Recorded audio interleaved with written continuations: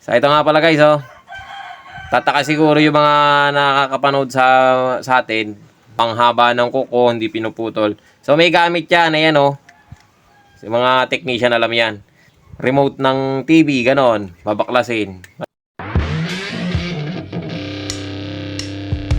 Eh guys, may gagawin tayo ngayon na isang clip pan. O electric pan siya na diipit. Ayan, clip pan na sinasabi nila. Ito yung sinasabi nilang matipid sa kuryente, no? Na electric pan ngayon yung mga, kasi meron yung solar. Sa solar kasi pag mahina ang karga ng battery, so wala din, hindi rin tatagal. Pero ito matipid to. O magandang kondisyon, malakas din, saka matipid talaga siya. So ito yung mga nauusong electric pan ngayon na sinasabi nga nila nung una ay pambugaw lang ng langaw sa palengke. Yan guys, ito na kuha ko lang to sa junk shop, no? Binenta sa Kalakal. Ngayon nangalakal tayo sa junk shop sa mga magbakal bote. Nakita natin dalawa yan eh, ito isa. Ito. Bali bago pa sila, yan dalawa. So paresang kulay, siguro isa lang din ang may-ari. Ano? Ayan ang tatak niya. I-like, saka yung sigat yung isa. O SY cut. So sabay ko silang nakakuha sa magbabakal bote. Ngayon, i-repair natin. Subukan natin kasi sa mga ganito, ang kadalasan na nagiging problema niyan motor. Pero hindi naman lahat motor. Kagaya yan, bago pa, sayang oh. Sayang. Papaandar natin. Sabi mo na nabibili to ng halagang 250 pesos ang isa. Di para ka na lang din nakapulot ng 250 pesos sa magbabakal bote, no? Gago! De, pero sayang eh kasi bago pa, kinuha ko. Sabi ko sa magbabakal bote, arboring ko na lang kasi nagbigay tayo ng Kalakal sa kanya. So, ayan, shout out nga pala sa magbabakal bote na yun kay Kuya Manding Salazar, no? Ayan. Ngayon, testerin natin yung plug. Ito. Yan, naka times 100 na tayo kasi medyo mababa mataas ang reading nito eh. Kaya lang, wala. Subukan natin siyang i-switch. Paano ba? Isa lang kamay lang. Ayusin natin yung camera. So, yan. Naka-ready na yung tester natin. Ganun pa rin siya. Times X100. Ayan, ito yung plug. Testerin natin. Testingin muna natin yung tester kung buo ba. So, yan, pumalo. Buo nga. Ayan, ito yung plug. Testerin natin. Yan. Nakadikit na yung test probe. Ngayon, switch natin siya. Ito, switch. Ipindutin natin. Kung hindi gumalaw.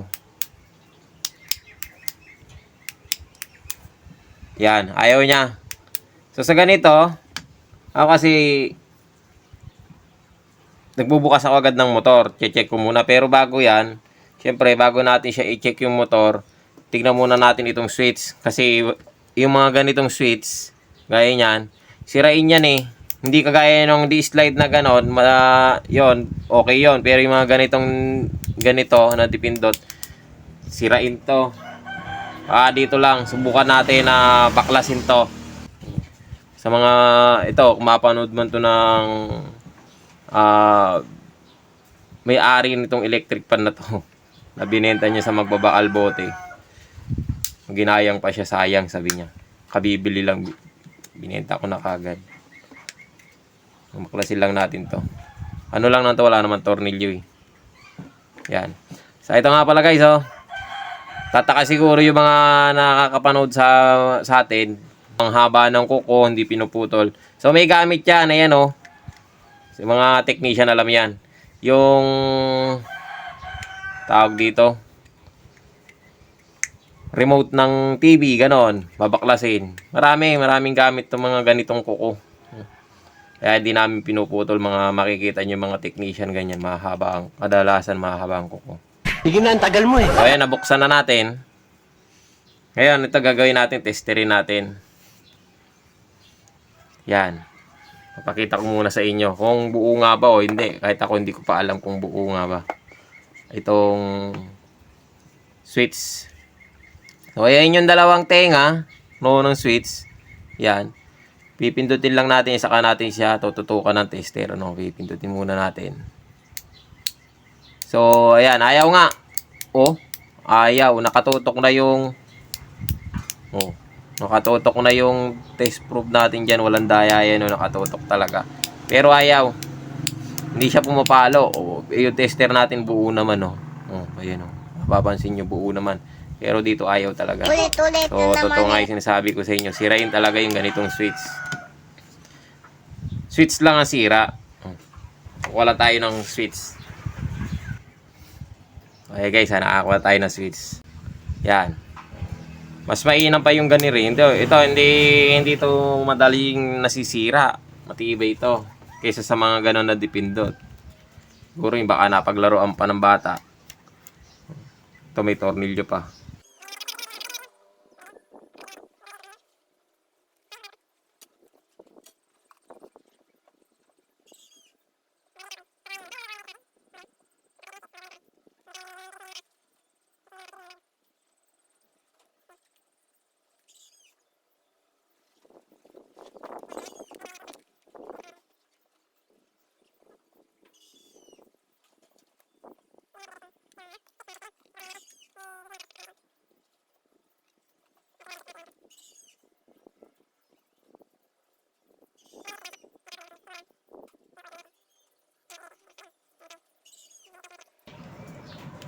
O yan.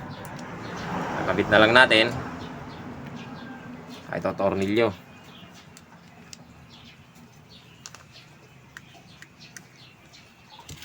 Pwede rin naman natin siyang testerin.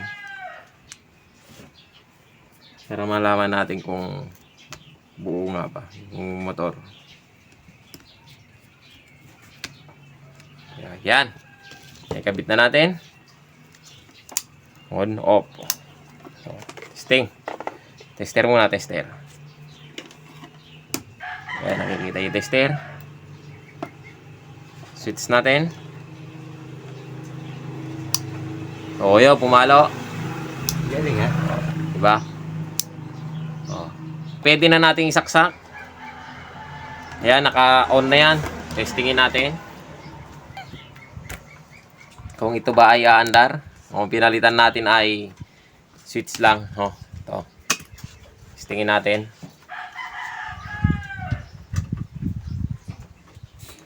Oh, yun, gumana. Bright na bright ka talaga. Tayo, di ba? Hindi ka nabibili ng bago. Dahil bago pa naman, no? Lilinisin lang natin. Punas-punas lang ng konti. Ayan, okay na, buo na. So, sayang, no? Sa mga yung may-ari nito, sa mga may mga electric pa na ganito. Simple lang naman siyang i-repair, no? Kaya switch lang ang naging problema.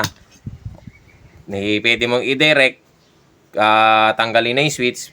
O kaya, magagamit mo naman kasi hindi naman madalas na ino-off, ino-on. Pwede mo naman i-unplug, di ba? So, okay na. Itong isasunod natin para minsano na lang, no? I-repair din naman natin.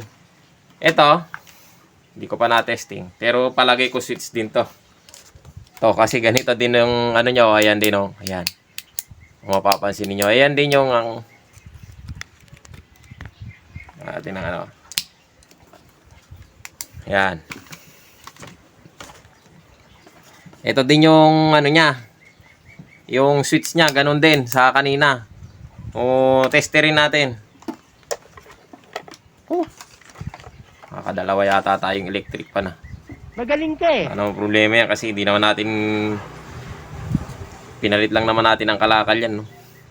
Kung masira man, wala namang problema yan. So ayan, babalik din uli sa mga kalakal yan pagka sira, hindi gumana. So ayan, ayaw din. Oh, nag-i-stack up pa yung switch. Oh, palagay ko dito din yan. Ayaw na. Ginagawa. Ayun. Parang umaangat. Ulit-ulit na naman eh. Ano pang ginagawa natin? Titanggalin na natin. Para madali. So, ayaw yata.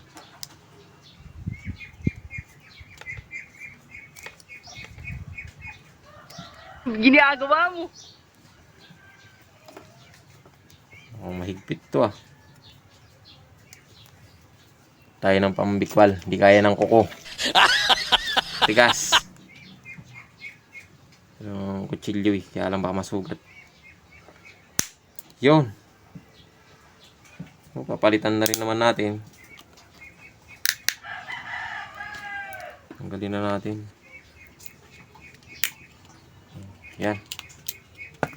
O yun, kumalas na. Sabi ko na eh. Switch lang ang sira. O. Kumalas na yung switch niya. Matatanggal na o. Naaalis na. Ayun na o. Tanggal na nga. Oo nga. O. Papalitan na natin yan. Hindi na natin i-repair. Sira naman na eh.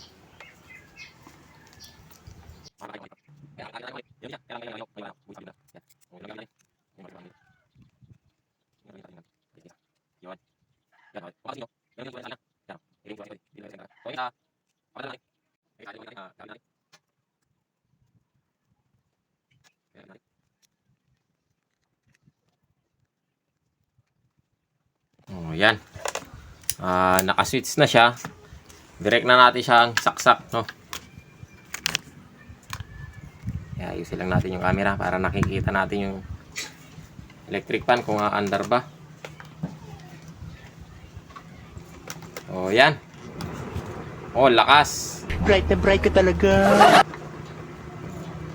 Ayan guys, switch nga lang ang naging problema at okay na siya. Sayang kung kagaya nito, switch lang ang naging problema tapos binenta siya sa bakal bote. So, sayang. Bago pa.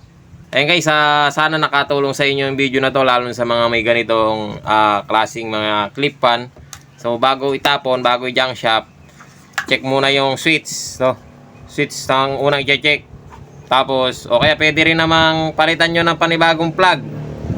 O, putulin ito dito, tapos dugtungan ng bagong plug, alisin na yung switch. Pag umandar, okay, switch nga lang. So, kahit wala kang tester, mag-alatsamba ka pwede. Ayan guys, sana nakatulong sa inyo ang video na to at maraming salamat sa panonood.